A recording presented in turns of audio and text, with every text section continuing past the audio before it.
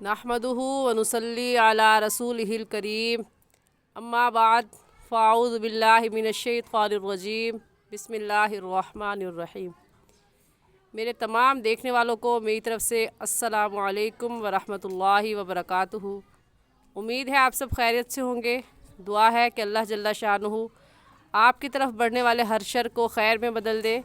आमीन सुम्मा आमीन। अम्मा पारा अल्हम्दुलिल्लाह हम मुकम्मल कर चुके हैं। आज से हम 29वां पारा सूरतुल मुल्क से अपने सबक का आगाज़ करेंगे। सबक के आगाज़ से पहले एक छोटी सी बात अर्ज़ कर दूँ।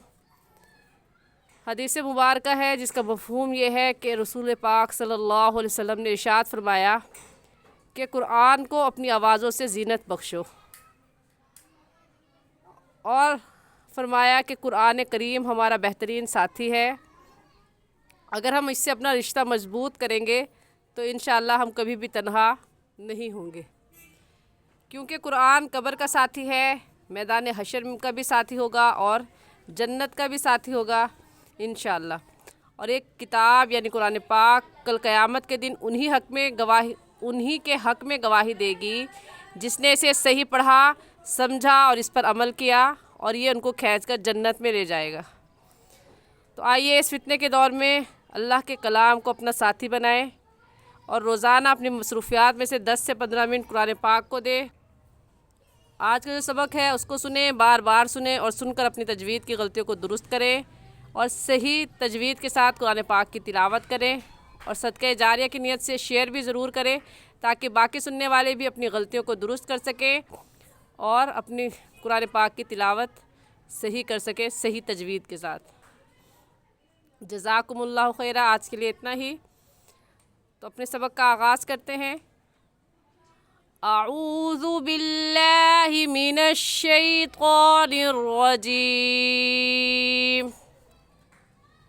सूरतुल मुल्क मक्किय्यतुम बिस्मिल्लाहिर रहमानिर रहीम। तबारकल्लज़ी बियदिहिल मुल्कु व हुवा अला कुल्लि शैइन क़दीर। तबारकल्लज़ी में रा के ऊपर ज़बर है, इसलिए इस रा को पुर यानी मोटा करके पढ़ेंगे, और मोटा करने का तरीका कि आपके दोनों होंठ गोल हो जाए। दूसरा लफ्ज़ है अल्लज़ी। अल्लज़ी को एक अलिफ के बराबर खींच कर पढ़ेंगे, क्योंकि या साकिन से पहले ज़ेर आ गया तो उसे या मद्दा कहेंगे, और या मद्दा को एक अलिफ के बराबर खींच कर पढ़ते हैं, ना इससे कम और ना ही इससे ज़्यादा। तो ये लफ्ज़ ऐसे पढ़ा जाएगा, तबारकल्लज़ी बियदिहिल मुल्कु। यहाँ पर जो ज़ा की अलामत है इस पर हम वक्फ़ नहीं करेंगे, क्योंकि इस ज़ा की अलामत ये अलामत वक्फ़ मुजव्वज़ की अलामत है। इस ज़ा की जो अलामत है वक्फ़ मुजव्वज़ की अलामत है, जिसका मतलब ये है कि यहाँ पर ना ठहरना बेहतर है। वक्फ़ मुजव्वज़ की अलामत यानी यहाँ पर ना ठहरना ज़्यादा बेहतर है। अहले ज़बान यानी अरबी दान जब गुफ्तगू करते हैं तो कहीं ठहर जाते हैं और कहीं नहीं ठहरते, कहीं कम ठहरते और कहीं ज़्यादा। तो इस ठहरने और ना ठहरने को बात के सही मतलब समझने में बहुत दखल है। कुरान मजीद की इबारत भी चूँकि गुफ्तगू के अंदाज़ में नाजिल हुई है, इसीलिए अहले इल्म ने इसके बाज़ मकामात पे ठहरने या ना ठहरने की अलामतें मुकर्रर कर दी, और उन अलामतों को रुमूज़ औकाफ़ कहा जाता है। तो ज़ा की अलामत का क्या मतलब है कि यहाँ पर ना ठहरना बेहतर है। तो अब हम यहाँ पर वक्फ़ नहीं करेंगे बल्कि मिलाकर पढ़ेंगे, बियदिहिल मुल्कु व हुवा अला कुल्लि शैइन क़दीर। शैइन की तनवीन पर गुन्ना करेंगे, क्योंकि तनवीन के बाद हुरूफ़ हल्की जो कि 6 हैं, हमज़ा हा, आइन हा, गैन खा में से कोई लफ्ज़ भी नहीं आया, इसलिए इस तनवीन पर हम गुन्ना करेंगे। और गुन्ना एक अलिफ की मिक़दार नाक में आवाज़ छुपाने को गुन्ना कहते हैं। तो ऐसे पढ़ेंगे, शैइन क़दीर।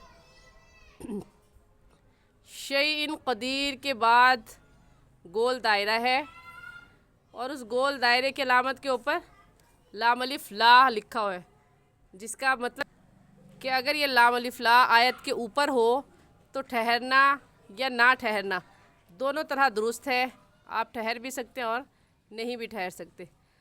تو اگر آپ یہاں وقف کریں گے تو وقف ہو جائے قد شیء قدیر۔ اگلا لفظ الذی خلق الموت والحیات، ایسے پڑھیں گے، الذی سے شروع کریں گے۔ اور اگر ہم اس پر وقف نہیں کرتے، ملا کر پڑھتے ہیں آیت کو، پھر ایسے پڑھا جائے گا وَهُوَ عَلَى كُلِّ شَيْءٍ قَدِيرٌ الَّذِي خَلَقَ الْمَوْتَ وَالْحَيَاةَ۔ اور اس چھوٹے سے نون کو نون کتنی کہا جاتا ہے، اس چھوٹے سے نون کو نون کتنی کہا جاتا ہے، اور نون کتنی کی مکمل تفصیل میں نورانی قاعدے میں بتا چکی ہوں۔ مکمل تفصیل جاننے کے لیے آپ نورانی قاعدے میں دیکھ سکتے ہیں۔ تو وقف کی صورت میں قدیر، اور اگلی صورت آیت کیسے شروع کریں گے؟ الذی خلق الموت والحیات لیبلوکم ایکم احسن عملا۔ لیبلوکم میں با حروف قلقلہ میں سے آ گیا ہے، سو یہاں پر قلقلہ کریں گے، اور قلقلہ کہتے ہیں کہ آپ کی آواز پلٹ کر آئے۔ آسان لفظوں میں کہ آپ کی آواز پلٹ کر آئے، جیسے لیبلوکم، لیبلوکم۔ اور حروف قلقلہ 5 ہیں، قاف، قاف، با، جیم، دال، جن کا مجموعہ کتب جدن ہے۔ یہ حروف قلقلہ جہاں بھی آ جائیں اور ساکن ہو تو ان پر حرکت دے کر پڑھتے ہیں، ہلا کر پڑھتے ہیں۔ تو یہ ایسے پڑھا جائے گا لیبلوکم ایکم احسن عملا۔ زبر کی تنوین پر جب ہم وقف کرتے ہیں تو ایک زبر پڑھا جاتا ہے، اسی لیے وقف ایسے کریں گے عملا۔ وَهُوَ الْعَزِيزُ الْغَفُورُ۔ یہاں پر بھی آیت وقف کی آیت کے اوپر لام الف لا آ گیا ہے، تو اس کا مطلب یہ ہے کہ یہاں پر آپ دونوں طرح سے پڑھ سکتی ہیں، وقف بھی کر سکتی ہیں اور ملا کر بھی پڑھ سکتی ہیں۔ وقف کی صورت میں وَهُوَ الْعَزِيزُ الْغَفُورُ الَّذِي خَلَقَ، اور اگر ملا کر پڑھتی ہیں تو وَهُوَ الْعَزِيزُ الْغَفُورُ الَّذِي خَلَقَ 7 سَمَاوَاتٍ طِبَاقًا مَا تَرَىٰ فِي خَلْقِ الرَّحْمَٰنِ مِن تَفَاوُتٍ۔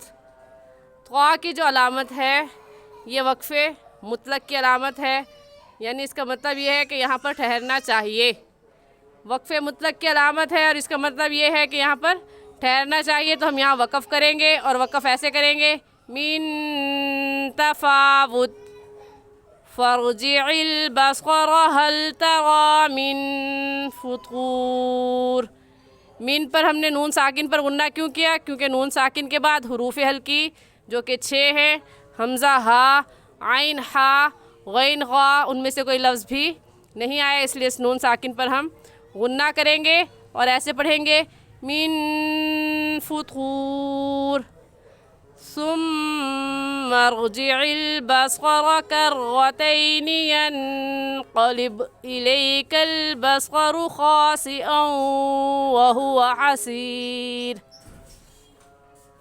ثم پہ میم مشدد ہے اور میم مشدد پر ہمیشہ غنہ کرتے ہیں، اس لیے یہاں پر غنہ کر کے پڑھیں گے، اور غنہ ایک الف کی مقدار ناک میں آواز چھپانے کو غنہ کہتے ہیں، ایسے پڑھیں گے ثم ارجع۔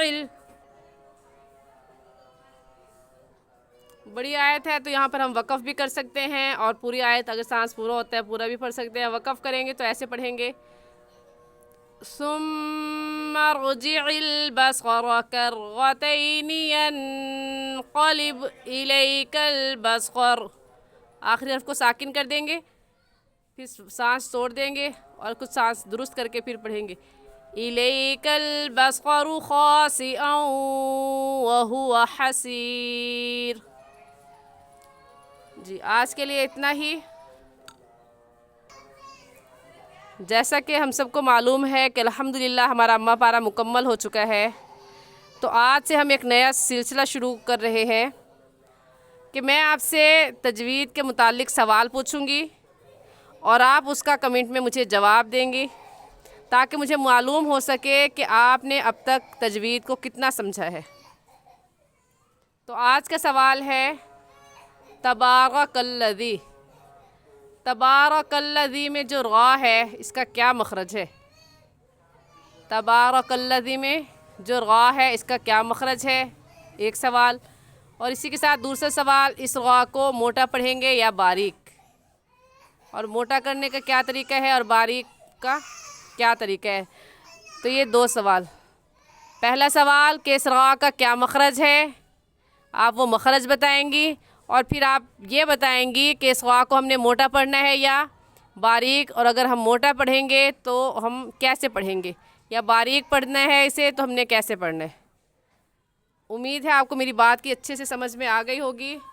एक बार सवाल फिर से दोहरा रही हूँ कि तबारकल्लज़ी की रा के मुतालिक सवाल है कि इस रा को का मखरज बताएं, रा का क्या मखरज है, और इस रा को मोटा पढ़ेंगे या बारीक पढ़ेंगे इसके बारे में बताएं, और मोटा करने का क्या तरीका है और बारीक करने का क्या तरीका है। ये बात आपने कमेंट में मुझे ज़रूर ज़रूर जवाब दें ताकि मुझे मालूम हो सके कि आपने अब तक तजवीद को कितना समझा है। आज के लिए इतना ही। सही और आसान तजवीद सीखने के लिए हमारे साथ जुड़े रहिए। अस्सलामु अलैकुम वरहमतुल्लाहि वबरकातुहू।